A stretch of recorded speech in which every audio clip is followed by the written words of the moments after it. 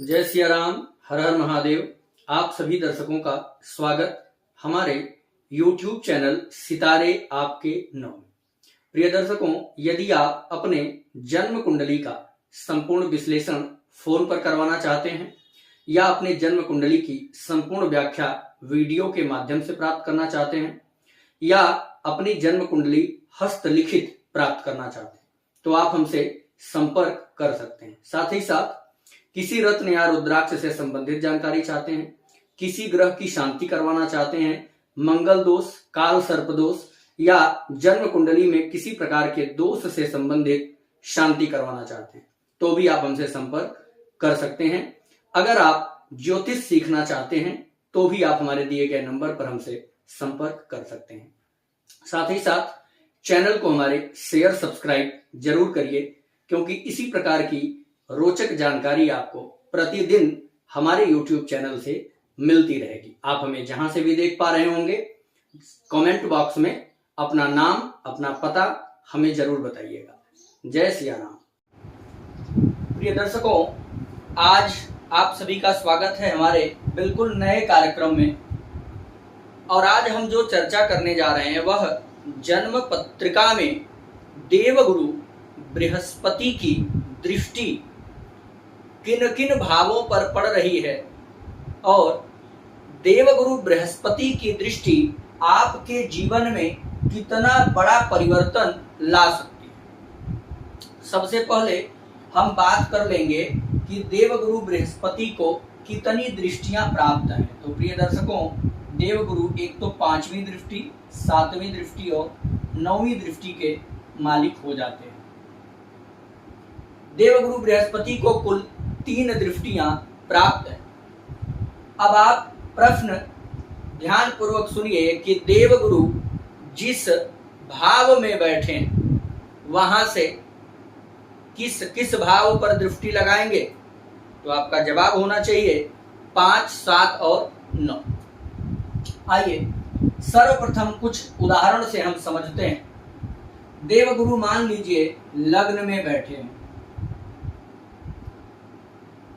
लग्न में देवगुरु बैठे हों तो किन किन भावों पर दृष्टि जाएगी। एक तो 5वें घर पर, 7वें घर पर और 9वें घर पर। देवगुरु बृहस्पति की 3 दृष्टियां इन 3 घरों पर पड़ने वाली है। प्रिय मित्रों, आपको बता दें, जन्म कुंडली में देवगुरु का बैठना जितना बेहतर है उससे 100 गुना बेहतर है देवगुरु की दृष्टि।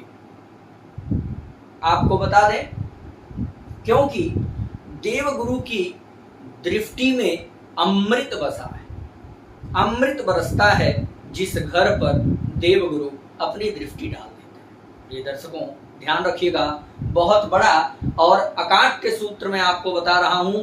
आप अपनी जन्म पत्रिका अभी खोल लीजिए और मैं आपको समझाता हूं कि कैसे आपके जीवन में देवगुरु बृहस्पति का यह सूत्र घटित हो और आप समझ पाएंगे कि देवगुरु के दृष्टि में इतना जादू कैसे है, इतना बड़ा चमत्कार देवगुरु बृहस्पति की दृष्टि कैसे करती है। अब मान लीजिए लग्न में अगर देवगुरु बैठे हैं तो 5वीं दृष्टि पंचम भाव पर गई। पंचम भाव से हम क्या क्या विचार करते हैं? बुद्धि, संतान, उच्च शिक्षा और अचानक लाभ। ये सारा विचार 5वें घर से होता है। प्रेम का भी विचार। समझ में आ गई होगी बात। अब देवगुरु ने जब 5वीं दृष्टि यहां लगाई तो इस भाव को एक्टिव कर दिया। 5वां घर पूरी तरह से जागृत हो गया, चाहे वो किसी स्थिति में दृष्टि जा रही हो, पर देवगुरु की दृष्टि 5वें घर को जागृत करेगी तो क्या होगा? उच्च शिक्षा का योग बनेगा। जातक अगर मन से पढ़ना चाहे तो बाधाएं आएंगी पर कुछ कर नहीं पाएंगी, उच्च शिक्षा प्राप्त होगी। अंत का रिजल्ट देते हैं देवगुरु। किसी भी स्थिति में आप गए मिलेगा। संतान 100% होगी, जबकि अगर देवगुरु पंचम में बैठ जाएं तो संतानहीन बना देते हैं। मैंने इसीलिए आपको बताया कि देवगुरु से बेहतर है देवगुरु की दृष्टि। प्रिय दर्शकों, जैसे आप पढ़ेंगे शास्त्र तो मिलता है स्वयं भगवान से भी बेहतर उनका नाम है, परब्रह्म राम से बड़ा उनका नाम है। उसी प्रकार देवगुरु से भी ताकतवर उनकी दृष्टि।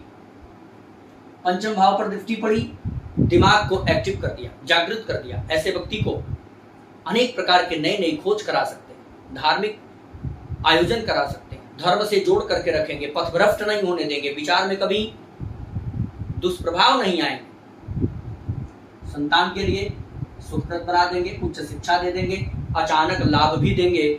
और ऐसा जातक किसी के साथ अगर प्रेम प्रसंग में पड़ा है तो बहुत सोच समझ के चलेगा। ऐसा नहीं कि वह प्रेम के वशीभूत होकर के और गलत सही कुछ भी कर जाए, ऐसा नहीं होगा। यानी देवगुरु यहाँ के लिए अति उत्तम हो जाएंगे।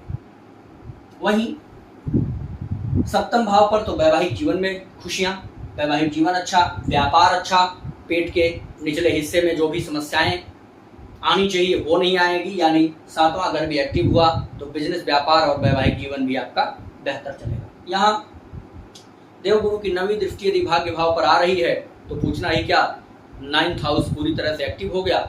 यहाँ से हम भाग्य का, धर्म का, पिता का विचार करते हैं, तीनों में अच्छाइयाँ आएंगी। धर्म के मार्ग पर चलेंगे, भाग्य साथ देगा, पिता से संबंध अच्छे होंगे, पिता से लाभ मिलेंगे। वही देवगुरु मान लीजिए, उदाहरण के लिए एक उदाहरण और देता हूं, लग्न में न बैठ करके वह देवगुरु मान लीजिए छठे भाव में बैठ गए। छठे, 8वें, 12वें को सभी लोग बुरा मानते हैं, पर छठे में देवगुरु बैठे हो तो क्या करेंगे? छठे में बैठे होंगे तो दृष्टि देखिए कहां कहां जाएगी, 1 2 3 4 5। एक तो यहाँ, 1 2 3 4 5 6 7 8 9, ये गुरु की 3 दृष्टियां छठे भाव में बैठने पर मिलेंगी। अब देवगुरु जब 5वीं दृष्टि कर्म भाव पर डालेंगे तो चाहे जन्म कुंडली में कोई योग बना, भले ही वो जातक इंजीनियर हो, भले ही वो जातक ISPCS हो, भले ही वो जातक डॉक्टर हो, भले ही वो जातक प्राइवेट सेक्टर में हो, मजदूरी ही क्यों न कर रहा हो, पर कुछ तो ऐसा वो साइड में कर रहा होगा जिसका जुड़ाव धर्म से होगा। कुछ भी नहीं करता होगा तो YouTube पर वीडियो ही बना रहा होगा कंसल्टेंसी से रिलेटेड, एस्ट्रोलॉजी से रिलेटेड, ज्योतिष से रिलेटेड, प्रवक्ता हो सकता है, धर्मगुरु बनना चाहता होगा। अर्थात किसी के जीवन में आ रही समस्या को सॉल्व करने की प्रवृत्ति उसके अंदर आ जाएगी, यानी कर्म में गुरु का नेचर जुड़ जाएगा। ऐसा जातक मैनेजमेंट में जा सकता है, बैंकिंग में जा सकता है, फाइनेंस में जा सकता है, एस्ट्रोलॉजी में जा सकता है, आध्यात्म में जा सकता है। ऐसे लोग जो है क्या कह सकते हैं, प्रवचनकर्ता हो सकते हैं, जिनके कर्म भाव पर गुरु की दृष्टि पड़ जाए। अर्थात एक शब्द में समझ लीजिए गुरु क्या क्या करा सकते हैं। यह टॉपिक तो बहुत लंबा हो जाएगा, पर आप बुद्धिमान हैं, इतना समझिए कि देवगुरु बृहस्पति की अगर दृष्टि 10th हाउस पर यानी आपके कर्म भाव पर पड़ गई तो कुछ धर्म से जुड़ा काम करेंगे आप, कुछ ना कुछ अध्यात्म का सहारा आप लेंगे, कुछ ना कुछ वैदिक परंपराओं का सहारा लेकर के ही आप काम करने वाले बनेंगे।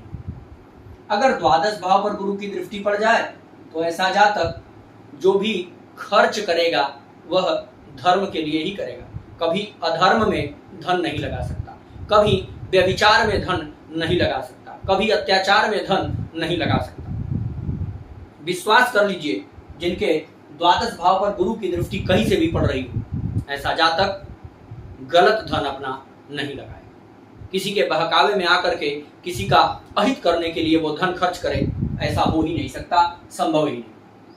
अब वही देवगुरु यहाँ पर भी दृष्टि लगाए हैं। अगर देवगुरु बृहस्पति की धन भाव पर दृष्टि पड़े तो ऐसे जातक का जो संचय होगा, जो बैंक बैलेंस होगा, वो धर्म से जुड़ा होगा। नौकरी करते होंगे, सैलरी नहीं बच पाती होगी, लेकिन कुछ भी साइड में धर्म से रिलेटेड काम शुरू किया और आध्यात्म से रिलेटेड काम शुरू किया तो उससे जो पूंजी आएगी बैंक बैलेंस बनेगा। अर्थात देवगुरु बृहस्पति की दृष्टि चाहे जिस भी भाव पर पड़ जाएगी उस भाव में अमृत ही बरसाएगी, उस भाव से जुड़ी समस्या नहीं आने देंगे, उस भाव से जुड़ी प्रॉब्लम अधिकतर सॉल्व कर देंगे। देवगुरु बृहस्पति का यह नेचर आप सब भी अपने जन्म कुंडली में आजमाइए। मैंने 2 भावों का उदाहरण दिया, आप कहीं भी बिठाए हो वहां से 5, 7, 9 घर गिन लीजिए और उस घर से क्या विचार करते हैं आप देखेंगे, उसमें काफी मदद देवगुरु आपकी कर रहे हैं। हर हर महादेव।